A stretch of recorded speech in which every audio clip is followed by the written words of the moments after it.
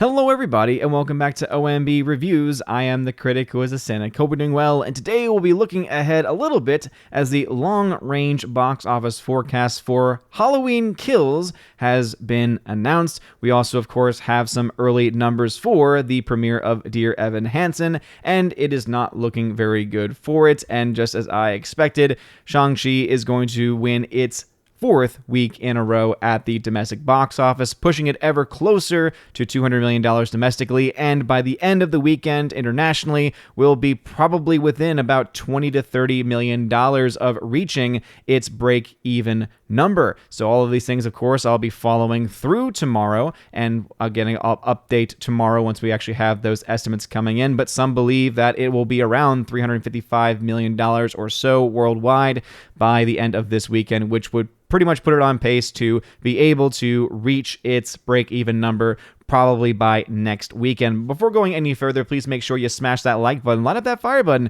if you're watching on Odyssey, and also make sure you're subscribed to the channel with that bell notification turned on. That way you know every time a new video or live stream goes live on the channel. So before we're talking about the box office stuff going on this weekend, this just came out yesterday, and I wanted to talk about it, and that is the long-range forecast for Halloween Kills. I know there's at least one or two people that are excited for Halloween Kills, at least a part of the Asgardian community. I believe it was Gomer Kyle79, shout out to you, good sir, who has been very excited for this film to come out.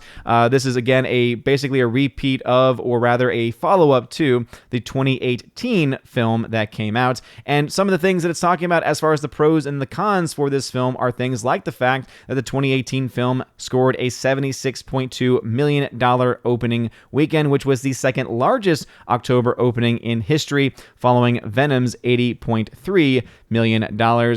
Even though it's not on par, rather the benchmarks set by 2018's film, Halloween Kills trailer releases have generated strong social media, so not as strong as the one from 2018, but still going pretty well there. And it goes through a couple of the other pros and, of course, the cons as to why this film will do well or why it will not do well. And I think that, of course, is something that you always have to consider. But what are the actual numbers looking like? Well, based on what the pros and cons are, and based off of what the industry estimates are, the film is expected to make anywhere between $35 and $55 million in its domestic opening, making anywhere between $70 and $95 million domestically by the end of its theatrical run. And so obviously we can see this is very much lower by a huge degree of the original film, again being in the 70s of millions, $70 million plus for the 2018 Halloween film. This one coming in much less than that, could even be almost half of what that film made. Of course, we can talk about pandemic and COVID and everything like that, but this film has very little excuse by the fact that it is a Universal Pictures movie, so we're not looking at the typical day and date release like we would find on any film coming from Warner Brothers with HBO Max. And as Disney has pointed out, they are not going to release any of their films anymore on to Disney Plus Premiere, as they are going to do theatrically exclusive releases from this point going forward. But Halloween Kills $35 to $55 million for a movie like this, which probably costs somewhere between $50 and $100 million, if I had to guess. There is no official budget yet for this movie.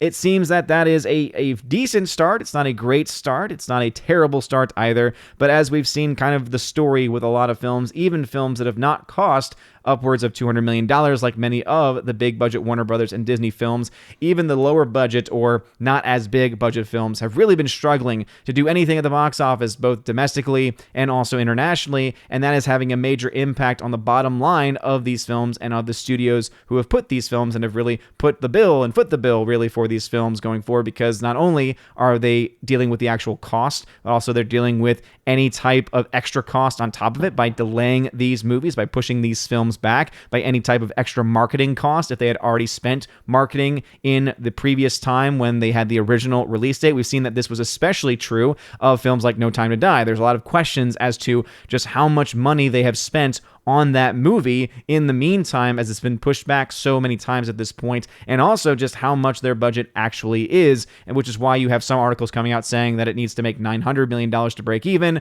However, the biggest flaw in that article, as I pointed out in the video where I talk about the No Time to Die likely break-even number, is the fact that their methodology is a little bit broken because they take a 50% total cost metric, whereas again, really studios only get about 60% of the box office, and so that definitely changes the numbers, even changes the numbers quite a bit in order to kind of get that going forward. But anyway, Halloween Kills expected to coming out obviously October 15th, so not on Halloween, but relatively close to Halloween. So I think that a film like this coming out in October has a good chance of maybe being a surprise hit or doing better than expected. And so this very well could be a film that, as time goes on, maybe is able to make its money back. Still a little too early to tell, especially if we do not have an actual budget to base any of these things off of. In the update to this chart, as you can see, Venom, Let There Be Carnage, which is set to come out next weekend, October 1st, actually saw a 4% increase in its projections,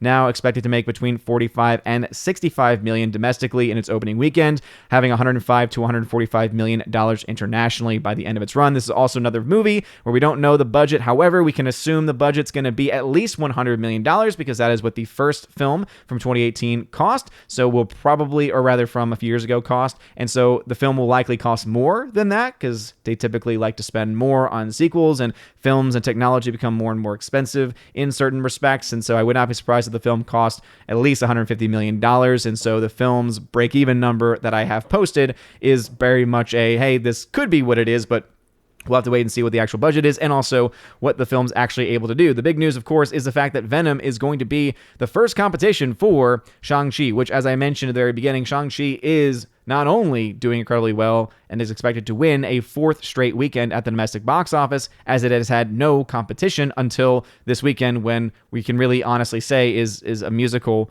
really any competition for a typical Marvel film, even one that has, again, gotten some mixed responses from a lot of different people. I would say nay to that. I would say that that's not really competition. However, hey, it is still a new movie nonetheless. So next weekend will be very interesting because, of course, Venom is going to be expected to take the number 1 spot. The real question in my mind is, how big is the drop-off going to be for Shang-Chi at that point? Because obviously it's going to be probably leaving a lot of theaters at that point, since they know not only do you have films like Venom coming out, but then the weekend after that, you also have other films coming out. So you have No Time to Die the week after that, Halloween Kills the week after that, Dune the week after that, and it goes on and on. So really, we're finally starting to get into a consistent movie season, a consistent movie release season, as it were, with films that many had expected to possibly get delayed yet again into 2022, actually sticking the course, staying the course, and it'll be interesting to see how much these films lose, or if their patience has actually earned them any type of potential box office support. I don't think so. Again, the box office still very much damaged internationally and also here domestically, not just because of COVID, but because of the impacts of lockdowns, which is, again, just beyond COVID at that point, because it's based off of the decisions made by various governmental agencies, shutting people down, forcing people to stay home, which has trained us, right, as people, to rather prefer watching things at home, waiting for things to come out and be available to watch on one of the plethora of streaming services that exist, which is just so much more convenient. And for a lot of people, it's going to take a lot for them to break away from that typical cycle. I know that I, for one, as much as I love going to the theater, also know that there's some movies that I would much rather watch for free on HBO Max or on any of the other streaming services, if it means I don't have to actually go to a theater where there could be issues with the bulbs in the actual projectors, which has been a consistent issue anytime I go to a lot of the theaters, especially around me, or a wide variety of issues dealing with just the people that go to theaters, making noise, playing on their phones, being distracting. So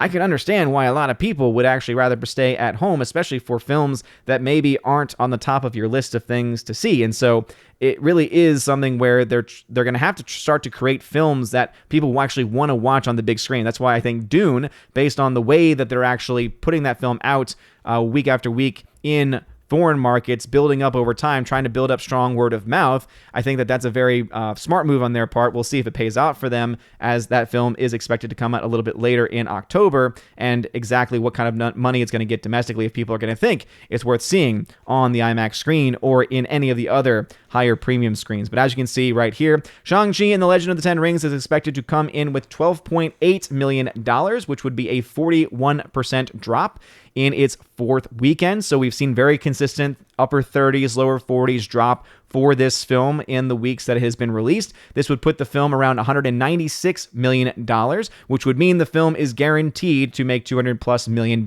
domestically by the end of its run. meaning that not only will it be the highest grossing domestic film of the year, but also it will very quickly be able to capture the last $200+ million film, which was Bad Boys for Life, probably within the next week or two, if I had to make any guesses there. So again, doing very well. On the other hand, you have Dear Evan Hansen, which made $3.3 million on Friday, or at least with the Thursday and Friday numbers put together, but that is expected to only come in at $7.3 million, which is below that $10 million number that some had expected it to reach. So as you can see, not a lot of people really excited to go see a musical movie, and I can't really say I'm that surprised because the marketing for this film just seemed to come out of nowhere. I had no idea this film was even being made until the trailer finally came out, and then they decided to feature a 27, 28-year-old playing a teenager and decided just to destroy him with really bad either CGI or makeup effects, which just looked awful. Look at the thumbnail. You thought that the thumbnails that I make are always bad because of the way I oversaturate. Just look at his face in that one. I mean, again, it's just one of those things where it's not his fault. It's just the way that they did the makeup and the way they did whatever they're using to make him look younger just does not look right at all. So this film not doing anything domestically, likely will not do very much in any of the other foreign markets either, just because of it being a American musical, even though it is getting apparently some positive word of mouth. Even though CinemaScore is trash, it got an A- from CinemaScore, and it also got some positive ratings from other more, I would say, reliable sources like Screen Engine, ComScore, PostTrack. 82% and 60% definitively, or said definitely would recommend those, fell to 78%, 57% definite recommend. So still over half the people who see it would recommend it as a definite watch to people. That's definitely a good sign, to say the very least. But again, Shang-Chi continuing to do well here when we look at all of these other things. Now let's go ahead and just update this box office chart real quick. And so you'll see I have some films that have not come out yet, but obviously we're going to talk a little bit about the films that have been talked about. So we have Venom 2 obviously being talked about. We have Halloween Kills. As I said, we don't have a budget for Halloween Kills yet, and so we don't really know exactly what the break-even number for that's going to be, but let's look at a couple films for now. So for instance, for Venom 2, we don't have a budget for that, so let's just assume that's why anytime you see a line through it, it means this is just completely a guess. This is not based on anything reported, but let's just assume at the very least it's going to cost what the first film cost, $100 million. The break-even then for Venom would be $225 million, which I would say in the current marketplace would be doable. However, if the film costs closer to $150 million instead, you would then be looking at a movie, break-even number being somewhere between $375 and $412, which I don't think would be a possible number for it to reach, just based on the fact that it's not likely going to be a massive domestic success in the same way we've seen some other films be. Again, just based on, I guess, the track record of Venom and other films similar to it, but also as well, we don't really know exactly how much real buzz there is behind films like this or other films, for instance, like Halloween Kills, for instance. But looking at films like Dear Evan Hansen, the $28 million production budget makes the film's break-even number $70 million. And so, as you can see, if it's expected to top out at around $7 or $8 million this weekend, I don't really see how this film is going to be able to make its money back. And so I would imagine that next week I'll be able to make some projections that this film will probably end up losing some money. All the while we have films like Cop Shop and Cry Macho, which are continuing to also not make a whole lot of money either. So even though their break-even numbers are not really all that high because of sub $50 million production budgets, I would say that it's, again, a sign that the box office is not back.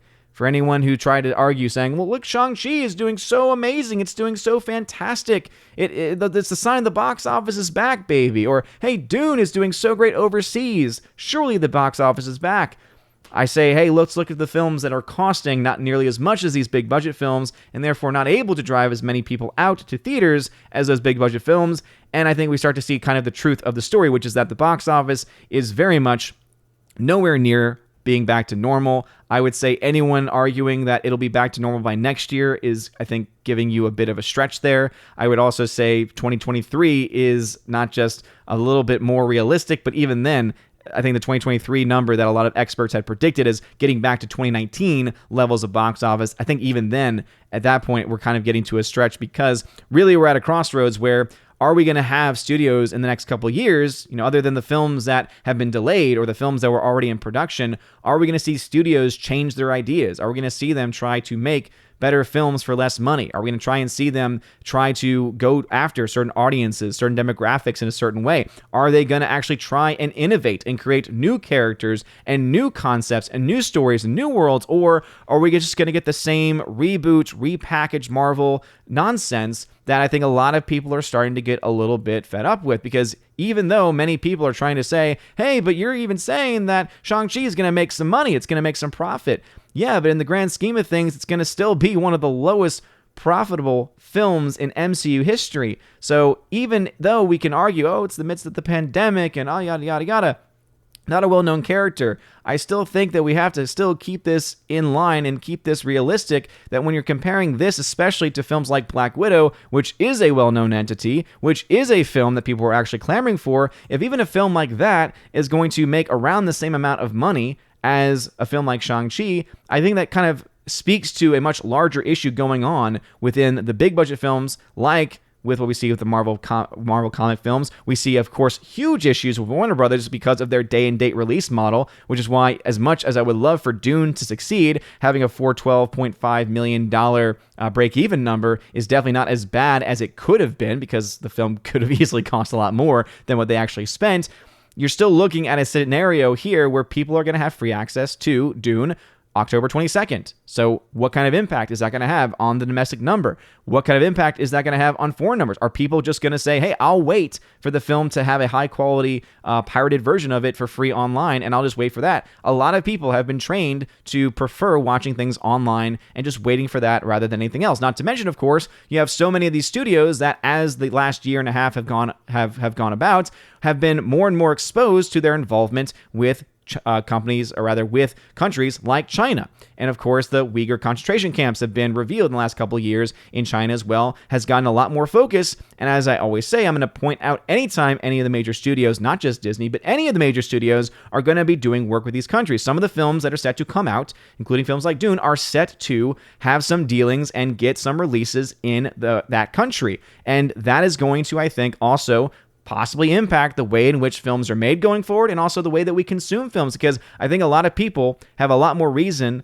for themselves in their own mind to justify pirating a film that is given millions of dollars to communists in China than you would have otherwise if you had studios saying, yeah, you know what, it might make our numbers look really high, getting that extra $100-200 million maybe from China, even though we only get like 25% of that number in total back in return.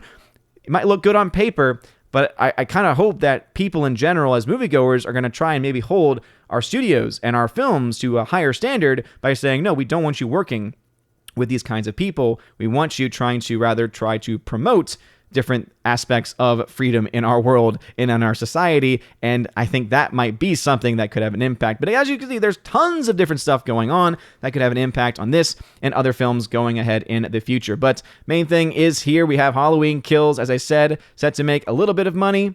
Obviously, the budget will determine whether or not this is going to be enough, and we'll have to see if it's going to do anything overseas. Of course, Venom Let There Be Carnage is looking a little bit better tracking-wise, but 4% better is still probably not going to be enough for it to make its money back, based off of the fact it probably is going to cost closer to $150 million, and we don't know what this is going to do overseas. So again, I will save all judgments on as far as financial success on this film until we actually have some data. So that will be coming out next weekend. And then, of course, we'll also have No Time to Die. This one's the one I'm probably most excited to cover because it has to make so much money, $750 million at least. I would say that based off of a lot of the things that we've been reading from other articles about, how much interest has been built up on the funds of the film, and how much more marketing they've had to spend on the film, that the fact that $750 million worldwide is a more conservative estimate as far as to what this film needs to make, I think is indicative of us really seeing a potential massive financial failure, probably one of the biggest of this year. But what are your thoughts about this? Are you excited for any of these films? Obviously, Halloween Kills is the newer one on the block here as far as what numbers that we have. Do you think those numbers sound right? Do you think it'll do better or worse? Venom Let There Be Carnage finally will have some competition for Shang-Chi, and it'll be number one at the box office. I have no doubt about that next weekend. Do you think that film's going to over or underperform? Of course, we'll follow the days ahead and see what that is able to do. And of course, once we get some numbers for Dune, that will be another one that'll be interesting to see exactly what they expect that film to make, especially when you compare it to some of the other bigger budget films that we have seen in the initial projections and how well or how not well it might do. And hey, guess what? We're finally getting into some movie seasons, right? We're finally getting into some movie numbers here, getting into some bigger films that people actually want to see. Obviously, October has a ton of them. November has a few as well. I know Ghostbusters Afterlife is one that a lot of people are excited about. I myself definitely excited about. But what are your thoughts? Let me know in the comment section below. If you like this video, smash that like button, light up that fire button. If you're watching on Odyssey, make sure you subscribe to the channel as well. Check out that link at the top. Link will tell you where to go to follow me on all of the various social media platforms. And also, if you ever want to support the channel in any way, the link will bring you to all of those links as well. You guys are great. Have a wonderful day. And as always, God bless. And now for a huge shout out to all of my September Locals, Patreon, and Subscribe Star members. First with my Locals members, Cats App, D Sharp, It's a Modern Major General Story, Laura Bifford the Hobbit, and Robert Barnes. I want to give a shout out to, especially to Laura, who is now a double supporter on Locals and on Patreon. So thank you for that. And to all of my Locals members. A shout out also to my Patreon members, Andrew Hoyle, animation commentator Brandon, Brian P., Christopher Bowman, Don Bruno de la Mancha, Father Christopher Miller, Hail to you, Father, Father Damian Cook, Garrett Searles, Hannibal Grimm, Harold Francis, Inflamed Wood, Jacob Juice, Jeffrey Toon, Joe Horn, Jonathan Carney, Gomer Kyle 79, Lore the Modern Major General Story once again, Mike Jackson, Mad Mitch Dunaway, Mondo Spieler, Mr. Peabody, On to June, Orange Hat Reviews, Out of Step with Reality, Priscilla Hall, Rosetta Ullen, Teresa Martin, Theodore Bendon, Tina Bojan, and Tina B., the Empress of the Universe. And a shout out also to my Subscribe Star members, The R, Fast Reaction, Nosferatu Gatsu, John B., Perpetual Punster, Mr. Roy, Glinzer, J. Alex McCarthy Jr., Dean Heiss / the new number 2, J-Rod the Beer Guru, and ZK Man. Thank you all very much for supporting the channel. And I want to give a huge shout out to new members, one-time supporters over on Locals, Kara Tharp, K Tharp 56, and Brett D 90. Thank you again for being a one-time supporter over on Locals, and also to my newest Patreon member, Stan Gunovic. And hopefully I pronounced that correctly, but thank you for being my newest members. It really does mean a lot. And if you want to have your name shouted out at the end of every single video or live stream on the main channel, please check out the links in the description below, specifically that top link, which will bring you to all of the links to my various social media pages and also places of support as well. And remember that if you join at the Army of Asgard level, you also get access to giveaways of 4K titles. Right now, I have a live giveaway of Snatch on 4K Steelbook. I've also got ones for Dread, Wrath of Man Blu-ray. I've also got A Quiet Place Part 2 on 4K. I've got Top Gun on 4K, Sicario on 4K, tons of films and more to come, especially as more films are getting released for those giveaways. At the Keeper of the Bifrost level, you get all of that, plus you get access to an exclusive podcast that I do with John the Flick Pick Flickinger. Not only do you get to listen to the podcast, you also get to ask questions that we answer as much as we can and as fully as we can in a much more, I guess you could say, uncensored way, but again, a much more free-flowing way for our members over there at the Keeper of the Bifrost level and above. And if you join the Chosen of Valhalla level, you get access to all of those things, plus in your first month, you get a free t-shirt, your choice, and I send it to you no matter where you are in the world. And also, you get to once a month be featured on the channel in the Chosen of Valhalla live stream, where we talk about movie, news, and pretty much anything that you want to talk about. So if that all sounds like fun to you, check out those links below. You're all amazing and beautiful people. Hope you all have a wonderful rest of your day. And as always, God bless.